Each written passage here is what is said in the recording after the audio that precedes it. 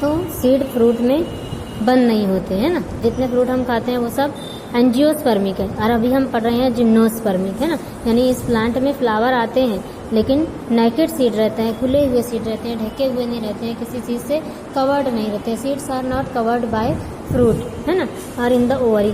अब ये प्लांट जो होता है ये एवरग्रीन दिया हुआ है यहाँ। एवरग्रीन किसको कहा जाता है? सर सब्ज शादाब, यानी कि हर वक्त हरा भरा रहने वाला, साल भर इसमें यानी शादाबी रहती है, पत्तियाँ रहती हैं, हरी रहती है। मतलब पतझड़ का मौसम नहीं होता है, ये बहुत कम होता है ना। तो यहाँ पर एवरग्रीन इसीलिए दिया है। श्रब यानी कि देखो प्लांट में 3 तरीके की हाइट होती है। एक होता है हर्ब, दूसरा है श्रब और तीसरा ट्री। अब इसको आप कैसे समझेंगे? देखो हर्ब जो होता है ना, हर्ब की हाइट होती है 1 से 6 to 8 फीट, है ना। उसके बाद श्रब की जो हाइट होती है वो 8 से 18 या 16 तक हाइट होती है। और इसके बाद अबव 18 और 16,000 जो होगी ये ट्री रहता है। ये आप याद रखेंगे, है ना। बॉटनी में प्लांट की जो हाइट बताई जाती है वो हर्ब यानी 1 फीट से 6 फीट जैसी जितनी ह्यूमन बीइंग की हमारी हाइट होती है। और श्रब जो है ये फिर वो 6 या 8 फीट से ऊपर 12 और 10 या फिर 16-18 फीट तक श्रब कहलाते हैं। और फिर उसके बाद 1000 फीट तक बहुत ऊंचे ऊंचे दरख्त पाए जाते हैं। कोनिफेरस जो जंगलात होते हैं, सनोबरी जो दरख्त होते हैं, उनकी जो हाइट होती है वो 1000 फीट से भी 1000 फीट तक भी होती है। जैसे यूकेलिप्टस है, नीलगिरी का जो पौधा होता है, बहुत लंबा जाता है। तो यहाँ पर जिम्नोस्पर्म में ये प्लांट श्रब होते हैं और ऊडी होते हैं। ऊडी यानी जिनका तना जो है लकड़ी का दिखाई देता है, यानी सख्त लकड़ियों का।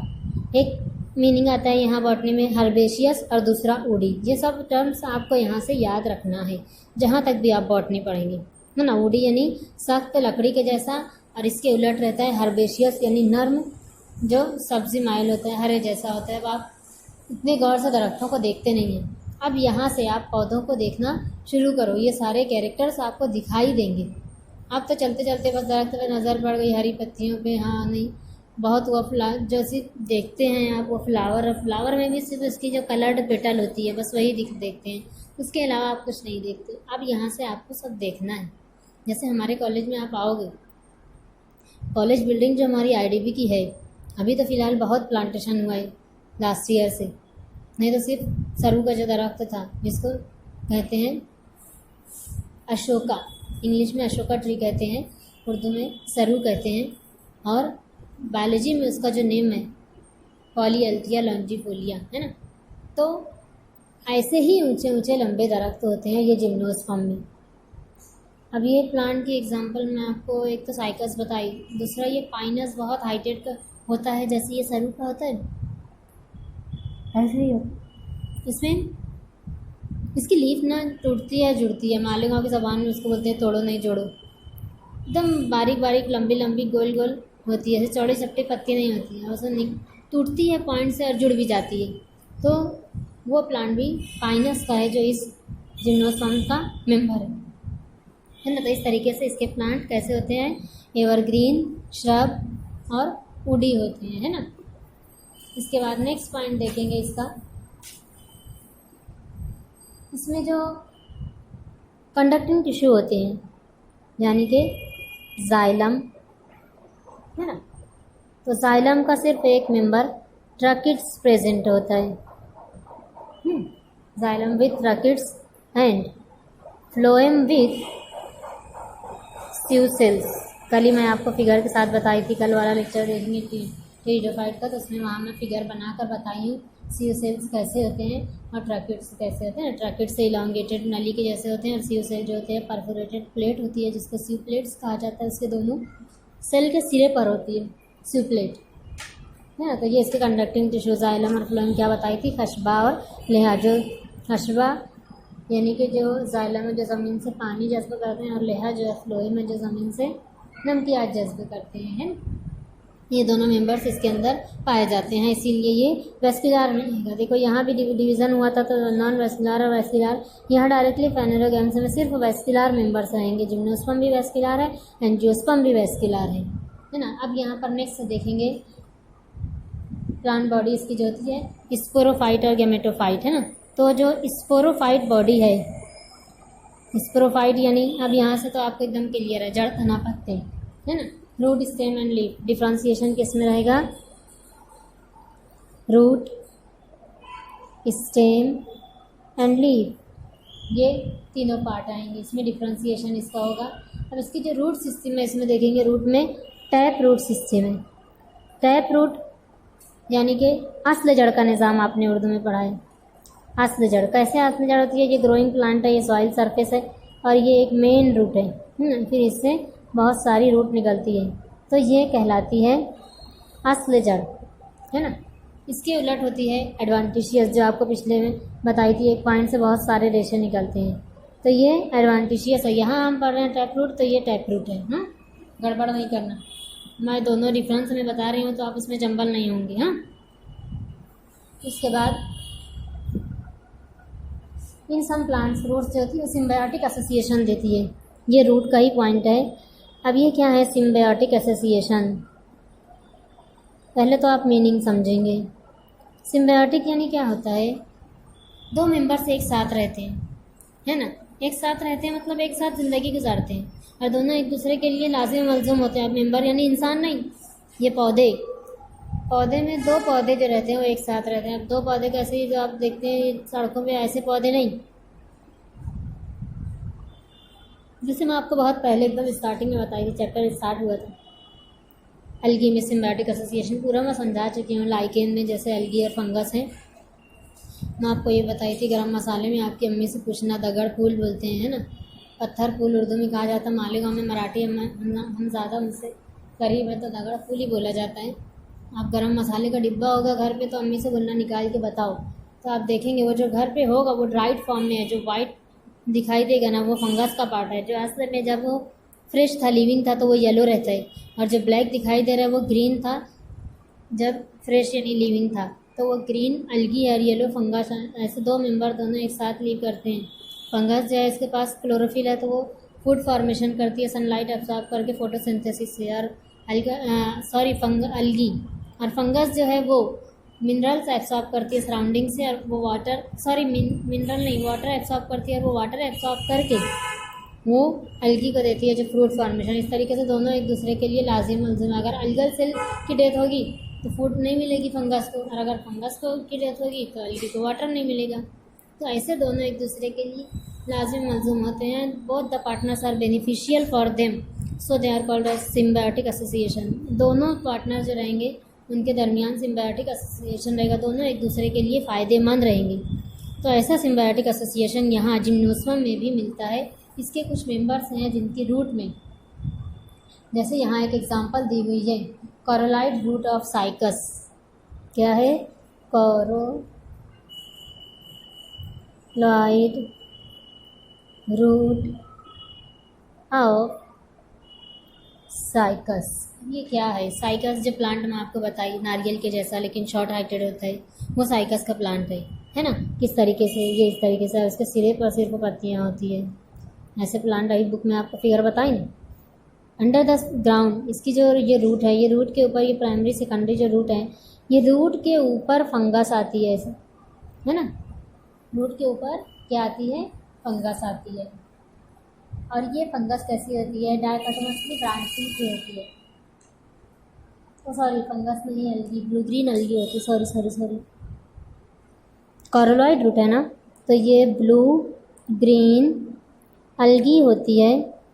और इस अलगी को अगर आप देखेंगे तो हर ब्रांच उसकी जो आगे जाके इस तरीके से दो ब्रांच में डिवाइड होती है, जिसको कहते हैं डायकोटोमसली ब्रांचिंग। क्या कहेंगे, डायकोटोमसली ब्रांच। एक बात बोलूं बेटा, आप लोग ये सेलफोन आपके हाथ में है, नेट आपका है, आप अगर डायरेक्टली डाउनलोड करोगे ना नेट पर ये सारी चीज़ें, कोरोलॉइड रूट ऑफ साइकस, तो ये आपको दिखाई देगी। आप अक्सर समंदर के अंदर का जो बताते हैं, है ना, वो जो दिखता है अंदर इतने सारे पौधे, उसमें भी आप गौर से देखोगे तो आपको ये दिखेगी सॉइल के अंदर ही ये कोरल होती है। कोरल से इसको जनरल कहा जाता है। ये असल में अलगी है ना। ये मछलियों की बहुत मरगूब अच्छी ग़िज़ा है जो पानी में बहुत ज़्यादा पाई जाती है और जो इस साइकस प्लांट की रूट के अंदर, मिट्टी के अंदर, उसकी रूट के ऊपर होती है। तो एसोसिएशन होता है। तो ये रूट ये क्या करती है, ये एपिफाइटिक नेचर में ये क्या करती है, एसोसिएशन करती है। तो यानी एक्स्ट्रा अमाउंट में यहाँ पर उसको वाटर मिलता है। इस तरीके से दोनों एक दूसरे के साथ रहते हैं और वो सिम्बायोटिक एसोसिएशन होता है कोरलॉइड रूट का, यानी ब्लू ग्रीन एल्गी का साइकस की रूट के साथ। यहीं पर दूसरी एग्जांपल है ना। ये फर्स्ट एग्जांपल थी और ये सेकंड एग्जांपल है।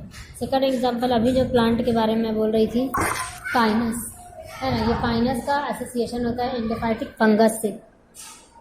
एंडोफाइटिक फंगस, देखो बेटा एकदम अच्छी तरीके से याद रखना। यहाँ पर अलगी है, हाँ, साइकस के साथ अलगी है और पाइनस के साथ फंगस है ना।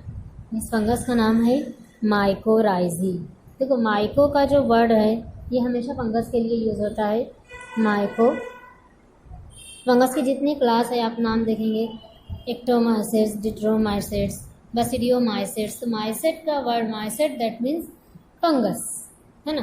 तो यहाँ पर इसीलिए ये है माइकोराइजी।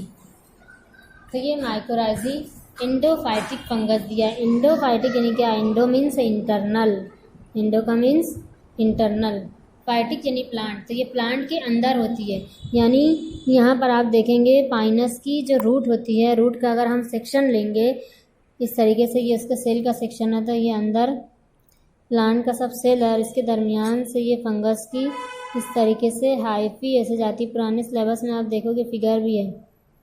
फंगस क्या होती है, इसके पास क्लोरोफिल नहीं होता है, ये अपनी ग़िज़ा खुद तैयार नहीं करती, इसीलिए ये ग़िज़ा के लिए दूसरे जानदारों पर मुनहसिर होती है ना। जब ये ग़िज़ा के लिए दूसरे जानदारों पर मुनहसिर होती है तो उसके लिए उसकी बॉडी में बनता है हॉस्टोरिया। ये फंगस की बॉडी, उसमें से निकला हुआ ये हॉस्टोरिया है ना। एक सुई के जैसा पॉइंटेड हिस्सा है निकलता है जो, और वो सामने वाला जो उसका होस्ट होता है, होस्ट यानी मेज़बान, जहाँ से उसको फूड मिलेगी उसके अंदर चुबा देता है, डाल देता है। अंदर जाने के बाद वो सेल से डायरेक्टली डाइजेस्टेड फूड एब्सॉर्ब करता है ना, हॉस्टोरिया। और ऐसे फंगस को फूड मिलती है। तो यहाँ एंडोफाइटिक फंगस यानी कि प्लांट के अंदर रहती है फंगस, है ना, अंदर जाकर, और ये बदले में पौधे को, फंगस की एक एबिलिटी है जो हमेशा वाटर एब्सॉर्ब कर, सराउंडिंग एरिया से, सराउंडिंग मीडियम से नमी को जज्ब करते हैं ना, मॉइस्चर ऑफ वाटर एब्सॉर्ब करते हैं। तो वाटर एब्सॉर्ब करके प्लांट को देती है और प्लांट उसको रहने को और खाने की जगह दे रही है। इस तरीके से ये भी सिम्बायोटिक एसोसिएशन है। तो ये जिम्नोस्पर्म में दो एग्जांपल आपको याद रखना है। एक कोरलॉइड रूट ऑफ साइकस है जिसमें ब्लू ग्रीन एल्गी है, और दूसरा पाइनस में एंडोफाइटिक फंगस माइकोराइजी है ना। ये दोनों सिम्बायोटिक एसोसिएशन शो करते हैं। अब ये रूट का था, अब स्टेम का फंक्शन देखेंगे, है ना। जिम्नोस्पर्म में स्टेम कैसा होता है, मोस्टली ये इरेक्ट होता है। इरेक्ट यानी कि इससे पहले भी मैं आपको बताई थी, जो ज़मीन पर, सतह ज़मीन पर सीधे एकदम खड़े होते हैं, स्ट्रेट, उसको इरेक्ट कहा जाता है। दूसरा एरियल कल भी बताई थी मैं, जिसमें का ज़्यादातर हिस्सा हवा में होता है, पूरा पौधा हवा में होता है ना। ज़मीन से जैसे ही निकला सीधा ऊपर बढ़ता है तो हवा में होता है, इसीलिए एरियल। उसके बाद दिया है सॉलिड। सॉलिड यानी क्या होगा, आप ऊपर देखें इसका ये कैसा होता है, ऊडी होता है, तो सख्त होता है, इसका इस तना मजबूत होता है ना, गिरने नहीं पाता, उसको कहेंगे सॉलिड। इसके बाद है सिलेंडर।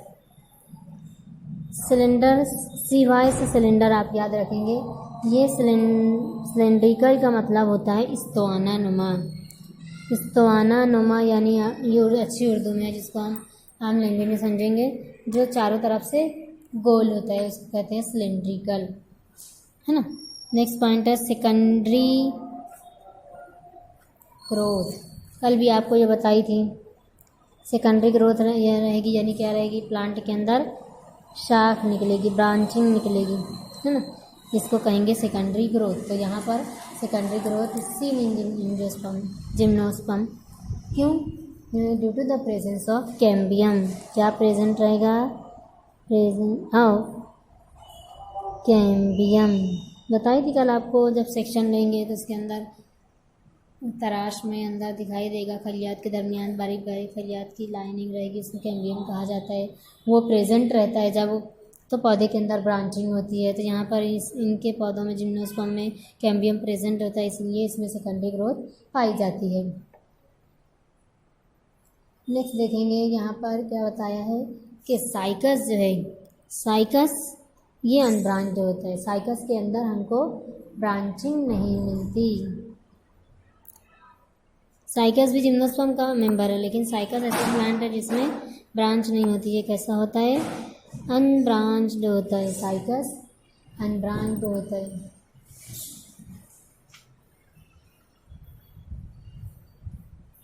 और जो कोनिफर्स होते हैं ये सब ब्रांच्ड होते हैं। बताइए ना, सनोबरी जंगलात ये यही जिम्नोस्पर्म के होते हैं ज़्यादातर।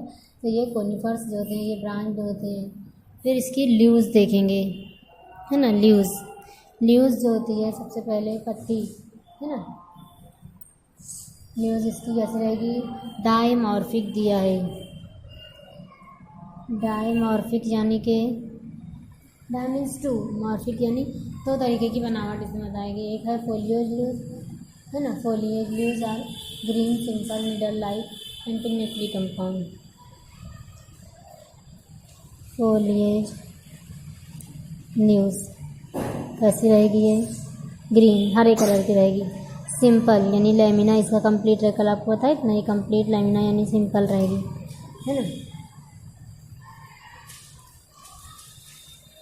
और निडल लाइक, सुई के जैसी एकदम लंबी रहती है। नारियल की पत्ती आप देखे हैं ना, चौड़ा चपटा पत्ता नहीं होता है ना, बारीक बारीक लंबा लंबा होता है ना, उसी को कहते हैं सिंपल निडल लाइक, है ना।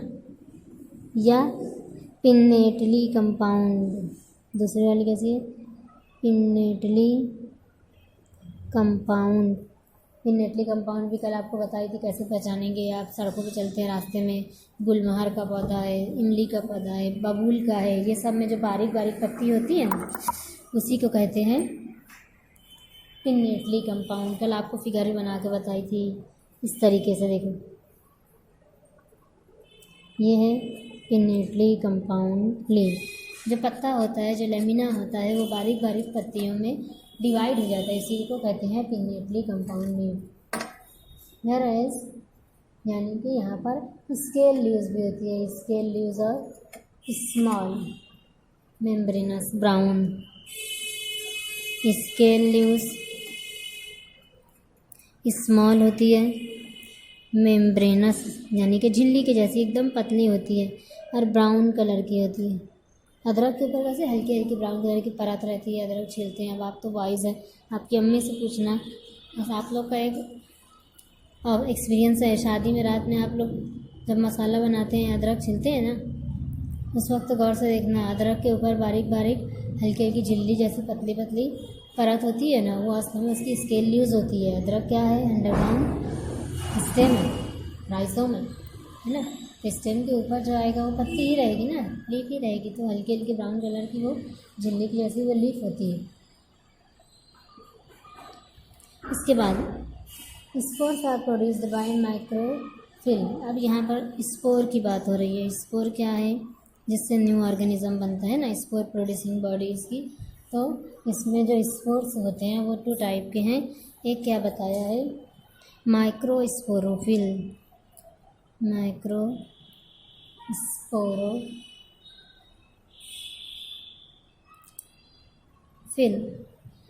यानी कि इसका मेल है ना, और दूसरा मेगा स्पोरोफिल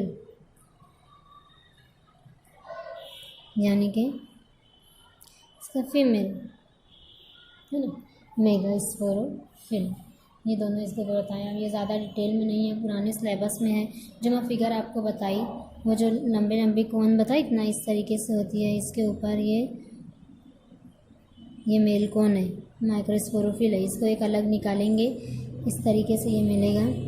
तो इस पर ऐसे फूल के जैसा हिस्सा मिलेगा, वो माइक्रोस्पोरेंजियम है। इस तरीके का माइक्रोस्पोरेंजियम, इसके ऊपर ये सर्कुलर माइक्रोस्पोर ऐसे रहते हैं। ऐसे ही फीमेल का भी मैं बताई ना, इस तरीके से आती है।